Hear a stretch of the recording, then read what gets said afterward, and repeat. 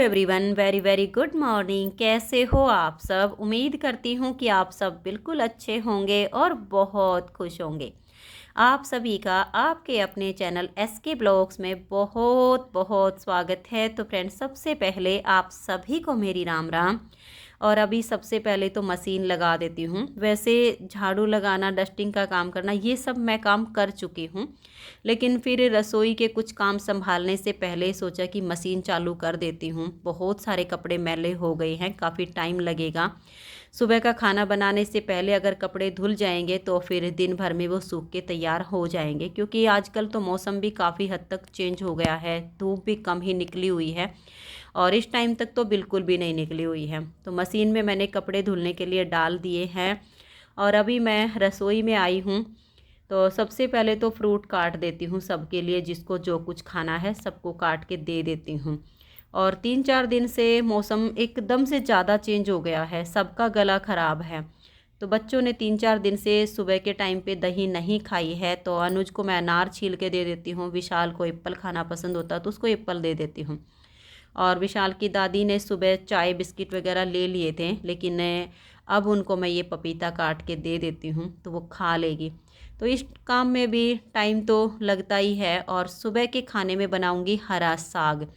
तो हरा साग मैंने झाड़ू लगाने से पहले ही धो के और छलनी में डाल के रख दिया था कि इसका पानी निचड़ जाएगा, क्योंकि साग को मैं काटने के बाद कभी भी नहीं धोती हूँ, साबुत को ही धो के रख देती हूँ। पानी निचड़ जाता है तो फिर मैं उसको काट लेती हूँ, क्योंकि जब हम साग को काट के और धो लेते हैं तो उसके जितने भी गुण होते हैं वो सारे निकल जाते हैं, उसमें कुछ भी नहीं बचता है।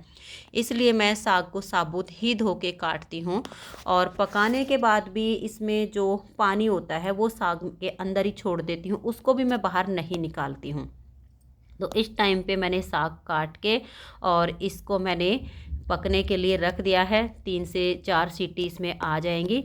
तब तक फिर मैं कपड़े धोने लग गई थी। और कपड़े भी इस टाइम पे सिर्फ एक बार के धुलने बाकी हैं, जो मशीन अभी चल रही है, और बाकी के धुल चुके हैं। मशीन में मैंने ड्राई कर दिए हैं, तो सोचा कि चलो साथ के साथ इनको सूखने के लिए डाल देती हूँ। तब तक जो एक बार के कपड़े हैं वो भी धुल के तैयार हो जाएंगे। और जो दरी मशीन पे रखी हुई थी वो मैंने हाथ से धो ली है, क्योंकि वो मशीन में धुलेगी नहीं, इतनी भारी है मशीन, चलेगी नहीं, सूत की बनी हुई है तो काफ़ी वजन हो जाता है उसमें। तो उसको मैंने हाथ से ही धो लिया है ब्रश मार के।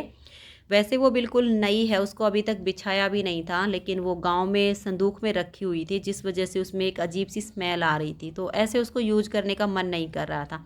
तो सोचा कि चलो मैं इसको धो देती हूँ। और अभी एक दरी और बाकी है, 2 दरी थी, एक आज धो ली है, एक बची हुई है, उसको भी मैं किसी दिन टाइम निकाल के धो लूँगी। तो इन कपड़ों को सुखा देती हूँ। और मौसम भी आप देख सकते हो एकदम धुंधला है, धूप बिल्कुल भी नहीं निकली हुई है। दिन में भी पता नहीं निकलेगी कि नहीं निकलेगी, लेकिन अभी ये सुबह लगभग 9 बजे का टाइम है, 9 सवा 9 बजे का। कपड़े धुल चुके हैं, धूप बिल्कुल भी नहीं है, लेकिन ये है कि मशीन में ड्राई हो चुके हैं तो सूख जाएंगे, कोई दिक्कत नहीं आएगी। तो सारे कपड़े अभी सुखा देती हूँ। और फिर सुबह का जो रूटीन है वो अभी तो बहुत सारा है, लेकिन सारा सुबह का रूटीन मैं शेयर नहीं करूँगी। आज आधा रूटीन मैं शाम के टाइम का आप सबके साथ शेयर करूँगी। सुबह तो अभी आगे के इतने सारे काम हैं जिनको मैं जितना जल्दी हो सकेगा उतना जल्दी कंप्लीट करूँगी, क्योंकि हरा साग बनाना है, उसमें ज़्यादा टाइम लगेगा। फिर बच्चे साग नहीं खाते हैं तो उनके लिए कुछ और बनाना पड़ेगा। तो अभी तो ये सुबह का देखती हूँ कितने बजे तक काम कंप्लीट होता है, फिर शाम के टाइम पे मिलेंगे।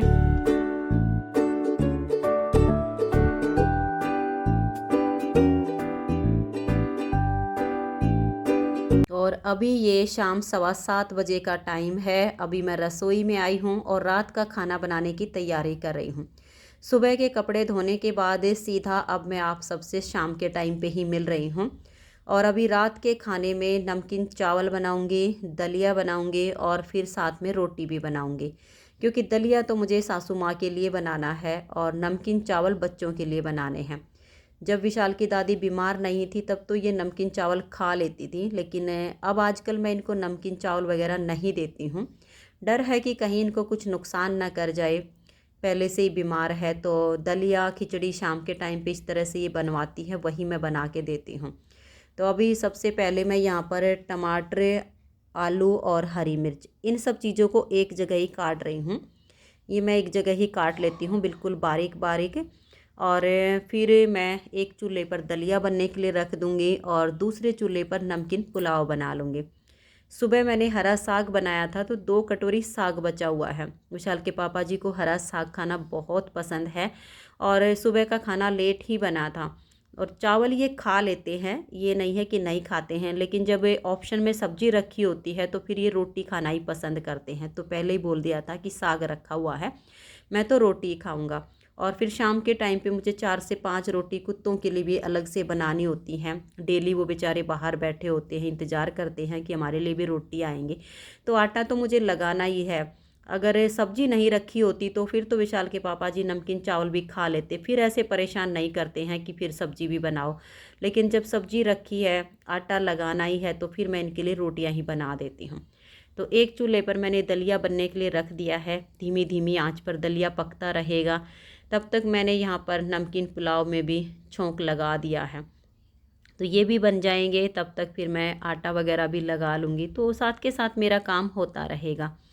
और दोनों बच्चों ने तो पहले ही बोल दिया था कि मम्मी नमकीन चावल बना लेना, और गरम गरम खाने में काफ़ी अच्छे लगते हैं। ठंडे होने के बाद तो देखो ये चीज़ें खाई नहीं जाती हैं, अच्छी भी नहीं लगती हैं, लेकिन अगर गरम गरम खाओ तो काफ़ी अच्छी लगती हैं। तो मैंने नमकीन पुलाव में छोंक लगा दिया है और फिर साथ के साथ मैं थोड़ा सा आटा लगा लूँगी और बीच बीच में दलिए को भी चलाती रहूँगी, क्योंकि थोड़ा सा ही बनाना है, ज़्यादा नहीं बनाना है, सिर्फ इतना ही कि विशाल की दादी का काम चल जाए। अगर फिर बासी बच जाती हैं कोई चीज़ें तो फिर वो किसी काम नहीं आती हैं, क्योंकि सुबह के टाइम पे फिर बचा हुआ दलिया किसी को पसंद नहीं आएगा। अगर नमकीन पुलाव जो बना रही हूँ चावल वगैरह ये भी बच जाते हैं तो फिर ये भी काम नहीं आते हैं। तो सब चीज़ें नाप तोल के बनाती हूँ ताकि कोई चीज़ वेस्ट ना जाए।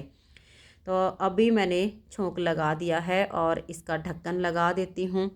फिर साथ के साथ थोड़ा सा आटा भी लगा लूँगी। तो दलिया हमारा लगभग बनने वाला है। थोड़ी सी इसमें कसर है, इसको मैंने इसीलिए बीच में चला के देखा है कि इसको एक बार चला लेती हूँ कितनी सी इसमें कमी है, और इसको मैंने ढक दिया था। और इस टाइम पे ये बिल्कुल पक के तैयार हो चुका है। तो चावल में एक सीटी आ गई है, एक और आएगी, तब तक मैं सासू माँ के लिए दलिया ठंडा कर देती हूँ। तो दूध में मैंने इसको घोल दिया है और थाली में डाल दिया है कि थोड़ा सा ठंडा हो जाएगा जल्दी से और फिर वो खा लेगी।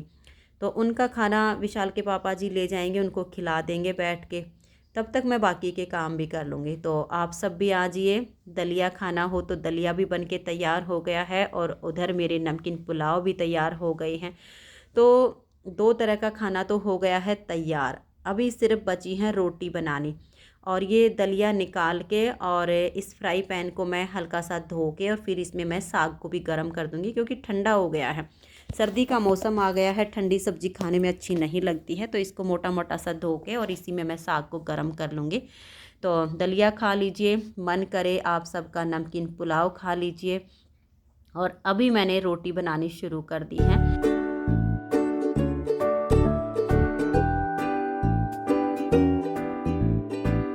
तो अभी खाना बन के तैयार हो चुका है, आप सब भी आ जाइए और हमारे साथ रात का खाना खा लीजिए। और कभी कभी तो सुबह से लेकर शाम तक काम करते करते दिन कब ख़त्म हो गया कुछ पता नहीं चलता है। लेकिन ये है कि मैं काम को करते हुए कभी दुखी नहीं होती हूँ, चाहे जितना मर्जी है काम दिन भर करना पड़े। लेकिन कभी ये नहीं मानती हूँ कि इतना सारा काम है मैं कैसे करूँगी। एक काम को कर लेती हूँ, ख़त्म हो जाता है, दूसरे को करना शुरू कर देती हूँ। क्योंकि बचपन से ही माँ ने ये सिखाया कि काम किस्मत वालों को मिलता है, जो लोग भाग्यहीन होते हैं उनको करने के लिए काम नहीं मिलता है। इसलिए काम को देखकर कभी भी दुखी नहीं होना चाहिए, भगवान का शुक्रिया अदा करना चाहिए कि परमपिता परमात्मा तूने मुझे करने के लिए काम दिया है, दूसरों की सेवा करने का मौका दिया है, इसलिए हमेशा खुश रहना चाहिए। और आज की इस वीडियो का मैं यहीं पर एंड करती हूँ। मिलते हैं नेक्स्ट वीडियो में, तब तक के लिए आप सभी को मेरा प्यार भरा नमस्कार। राधा स्वामी, राधे राधे, जय श्री राधे। बाय बाय, खुश रहिए और अपना अपना ध्यान रखिए।